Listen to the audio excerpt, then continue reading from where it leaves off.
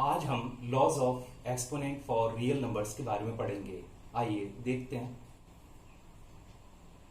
Prime factor of 9 3 into 3 होते हैं। 3 यहां 2 बार आ रहा है तो हम 3 टू द पावर 2 लिख सकते हैं। यहां 3 बेस है और 2 एक्सपोनेंट और पावर है। ऐसे ही 8 के प्राइम फैक्टर करने पर 2 इंटू 2 इंटू 2 यानी 2 3 टाइम्स आता है तो इसे लिख सकते हैं 2 टू द पावर 3।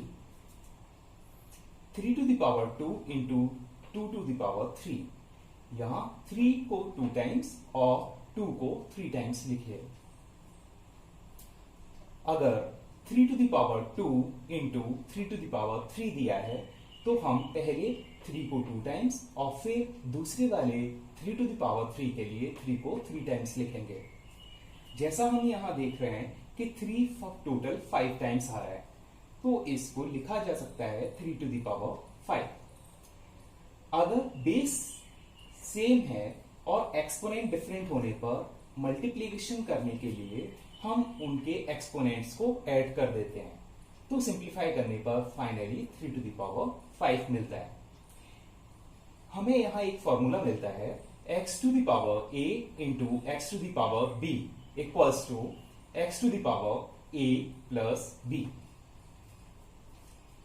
अगर बेस सेम होने पर और एक्सपोनेंट डिफरेंट होने पर अगर हमें डिवाइड करना है तो इस तरह से करेंगे।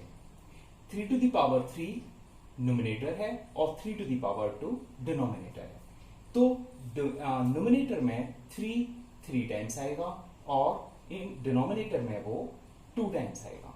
3 से 3 कैंसिल होने पर फाइनली हमें केवल 3 मिलता है।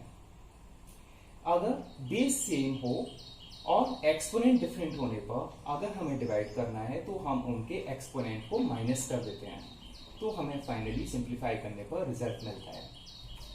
इसी तरह से हमें एक फॉर्मूला मिलता है x to the power a divided x to the power b is equals to x to the power a minus b। अगर किसी बेस की पावर नेगेटिव है तो हम उसे 1 अपॉन के साथ वही नंबर लिखते हैं। जैसे 2 to the power minus 1 is equals to 1 upon 2 यानी फॉर्मूला है a to the power minus 1 is equals to 1 upon a। ऐसे ही एक example 5 to the power minus 5 is equals to 1 upon x to the power 5। इसी तरह अगर किसी base की एक्सपोनेंट 0 है तो उसकी वैल्यू 1 होती है तो इसके लिए formula a to the power 0 is equals to 1। अगर किसी एक्सपोनेंट के ऊपर भी एक एक्सपोनेंट लगा हुआ है तो हम उसे उतने ही टाइम्स लिखेंगे। जैसे square of 3 to the power 3 यानी 3 टू द पावर 3 को हम 2 बार लिखेंगे और इसमें फॉर्मूला 1 लगाएंगे जहां x to the power a into X to the power b is equals to X to the power a plus b यानी यहां 3 टू द पावर 3 प्लस 3 जो कि हो जाएगा 3 टू द पावर 6।